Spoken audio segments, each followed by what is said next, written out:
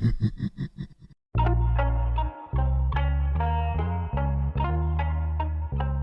everyone, what's up? It's Chelsea VanBuskirk with the Heart AF podcast. Hope everyone is well today. I had a rough moment earlier, but I'm feeling better. I'm up now. It's good. It's great. That's why I have to get myself pumped for these podcasts so I can be ready to go. Earlier today, I had a brief breakdown. For those that don't know, my father passed away last year, and me and my father were very, very close. We had a very special, close relationship where we really helped each other in a lot of ways through our lives together. And when he passed, that was very earth-shattering for me. You guys have probably already heard me talk about my mom, and she passed in 2009 and my dad passed in 2021. So I am without parents now. I guess you could say I'm an orphan of sorts. And I'm laughing because it's uncomfortable to talk about. It's uncomfortable to say. And it's just one of those facts when you kind of take a lens on that fact of yourself. It's kind of like, ow, yeah, that kind of stings. To know that you literally don't have any parents here anymore. It's a weird feeling. And being only 35, I feel like I'm on the younger side of not having both my parents living. I know it can happen to people at a much younger age. So I definitely am grateful for the length of time I did get with my dad, especially. So anyway, that was a long roundabout way to let you know that even though it's been over a year since his passing, I had a moment where the grief hit me today. I really wasn't planning on talking about this today on this episode, but here we are.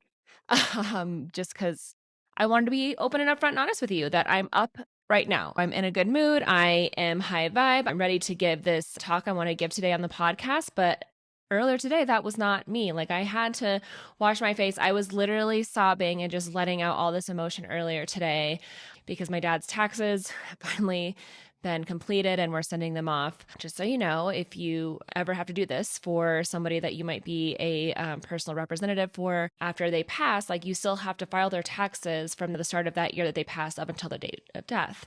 And so I had to file taxes for the year 2021, January 1st through my dad's date of death. And it was something I had put off for a long time and then finally got, the extension filed and got things sent off to my dad's CPA.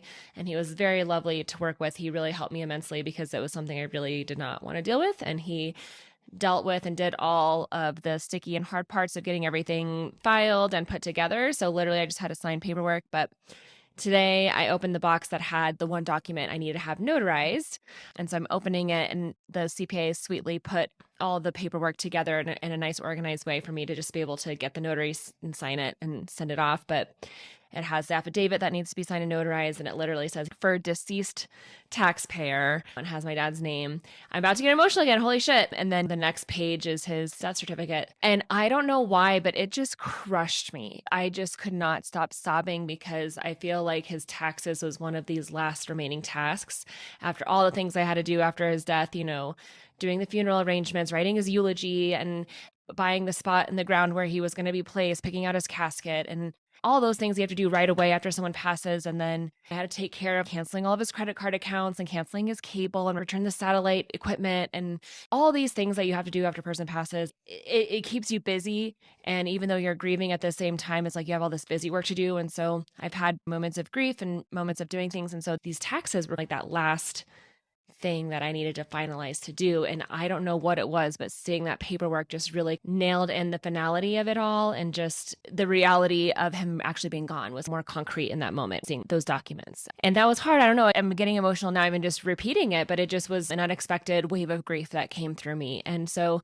if you're listening and you are someone who has experienced grief or are still grieving, I really don't think grief is something that just disappears. I kind of, at this point, feel like it's a lifelong journey after someone you love passes, and it's just kind of coming into a new normal. And I think you definitely are never the same person you were before the passing has happened. And anyway, it just was such an immense wave of grief that came over me, and it was very unexpected. And I think that is something that's completely normal for somebody who might be grieving. It's painful. It sucks. And one thing I've learned in my healing journey is that when you have these uncomfortable, painful feelings, it's best to just let them come.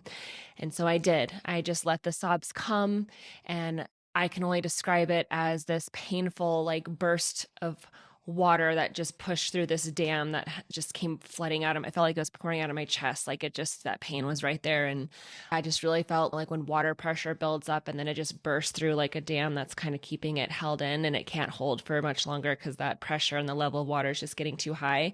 And it was just like this like this release almost, but a painful one. And it was. And I just sat there. I think it was a good 30, 45 minutes where I just sobbed and it just kept coming and I just let it come and sat down on my couch and my dogs came to me, which was actually very sweet and just shows you how in tune animals can be to pick up on your energy and emotion. And I just let it out and just cried. And then I got up and got my laptop and cried some more and just started writing because writing is something that's very therapeutic for me. Also is speaking. So speaking about my feelings and speaking about my experiences and also writing about them is very therapeutic for me.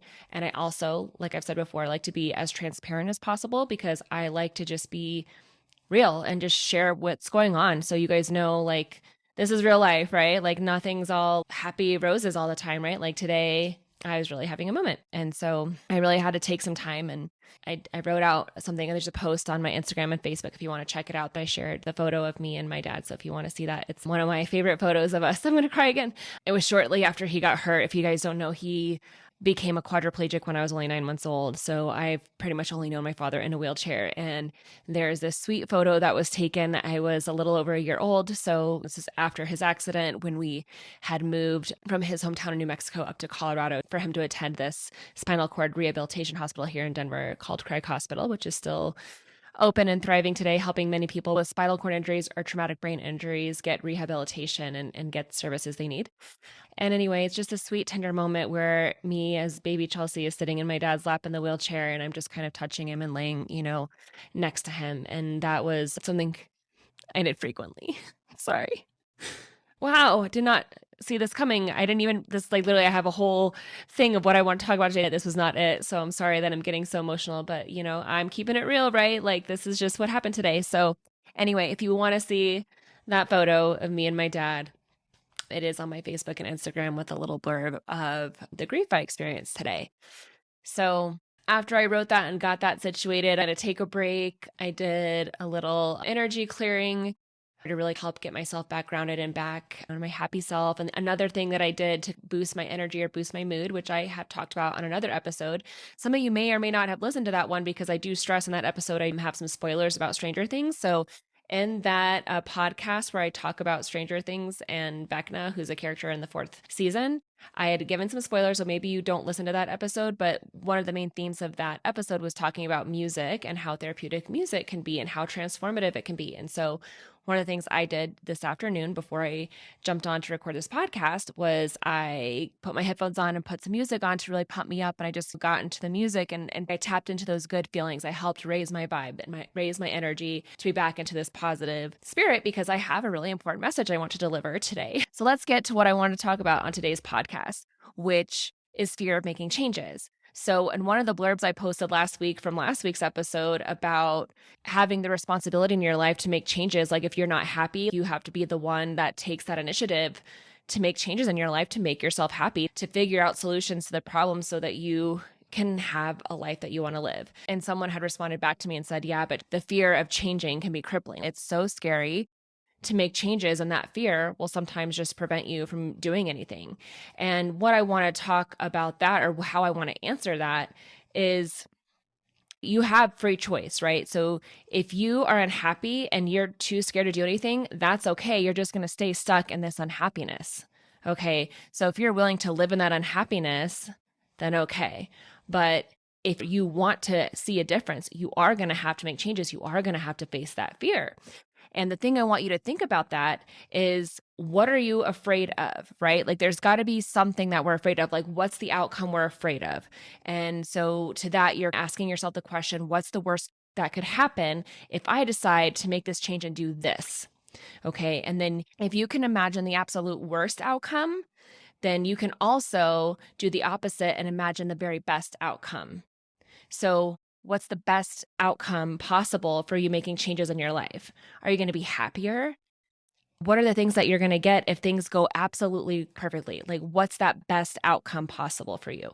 That's where I want your focus to be, right? Because that focusing on what's the best possible outcome, has good feelings associated with it, right?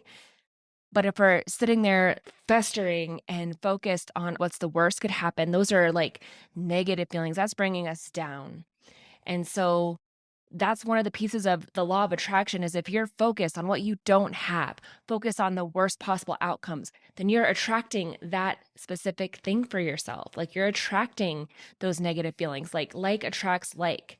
So if you can reframe and refocus to those positive outcomes, then you're probably going to get a positive outcome.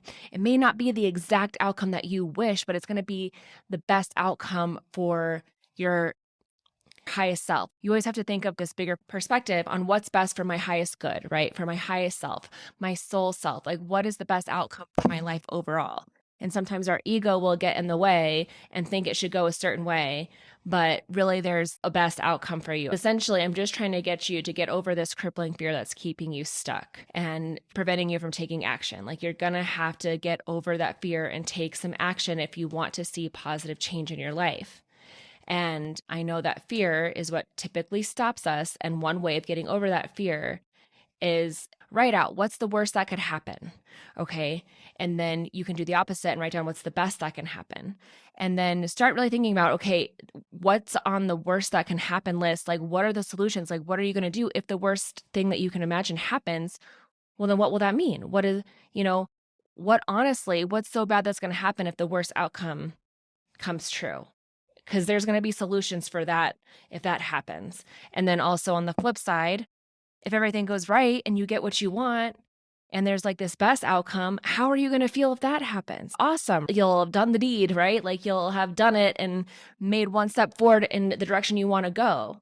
And I'll give you a personal example of this is my book. I've been wanting to write a book forever. And I honestly thought the first book I would write would be the one about me and my dad's relationship. I thought it would be a memoir about my life and it would be all about me and my dad because that was the thing that had just happened. And I had started writing and doing this stuff before he passed.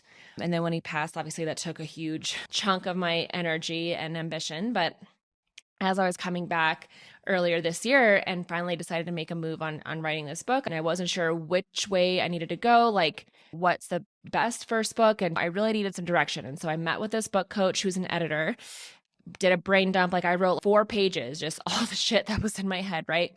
She combs through it and she threads the common themes. And she's like, girl, your story is about caregiving. You've been a caregiver for your whole life.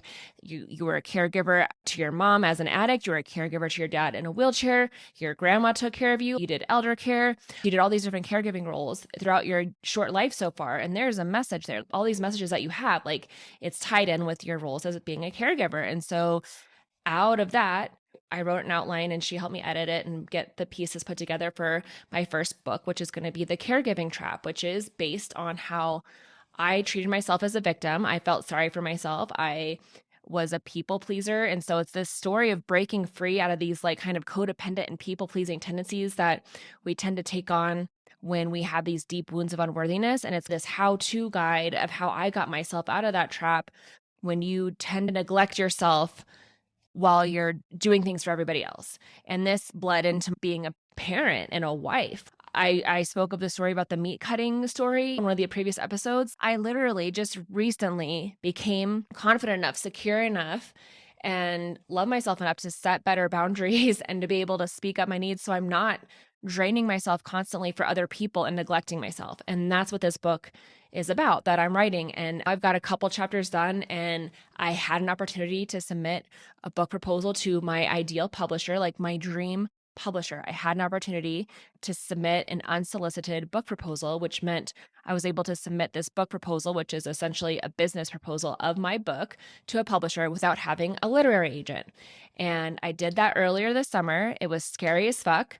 And the worst thing that could happen was I didn't get chosen. So I just worked my ass off and got that proposal in and I submitted it.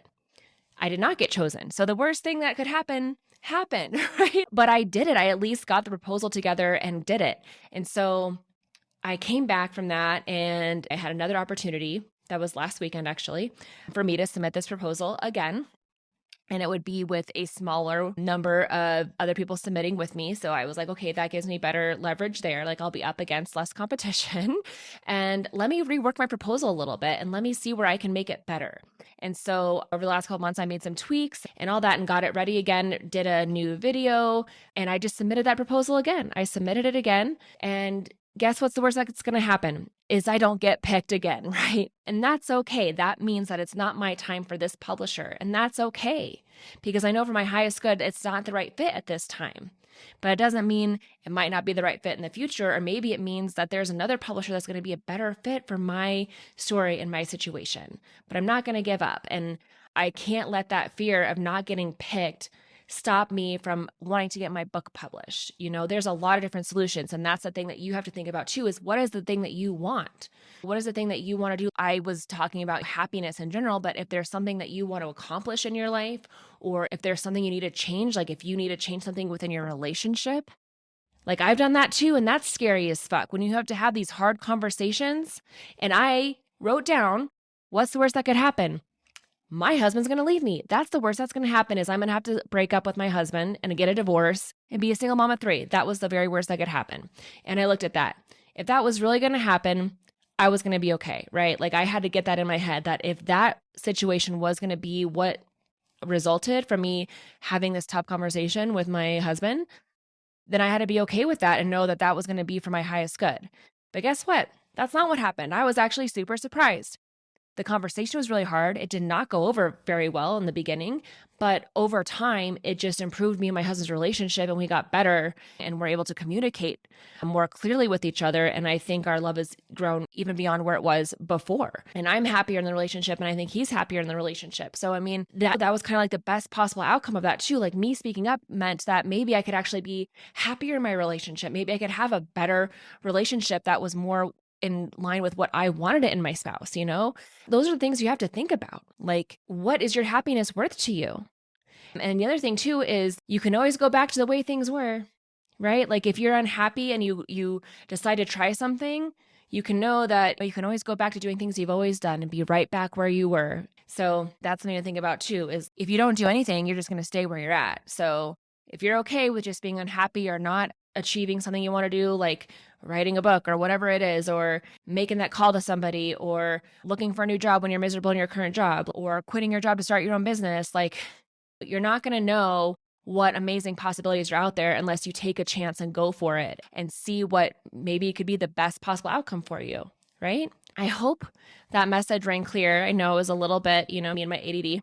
That's another thing. If you guys want to know a little secret, I do have ADHD, and I have been off my medicine for 3 weeks now because I'm also on a binge eating recovery right now, and the ADHD medicine can sometimes affect your hunger and make you not hungry. And so I made the decision to stop taking that medicine so that I could get in touch with my body again and start to listen to my body's hunger cues and start to make that mind-body connection again with my eating habits, because I'm doing a binge eating recovery program, and part of that is learning how to become an intuitive eater and listen to your body and all these things. So anyway, I'm off my ADHD medication, which I think is coming through sometimes on these episodes.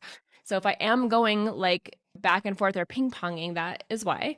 I'm just doing my best to stay focused and do my thing. And so it is what it is. And this is me. This is Heart AF. This is what this brand is. I'm excited about it. It's me. And I kind of don't give a fuck. Like, take it or leave it. This is me.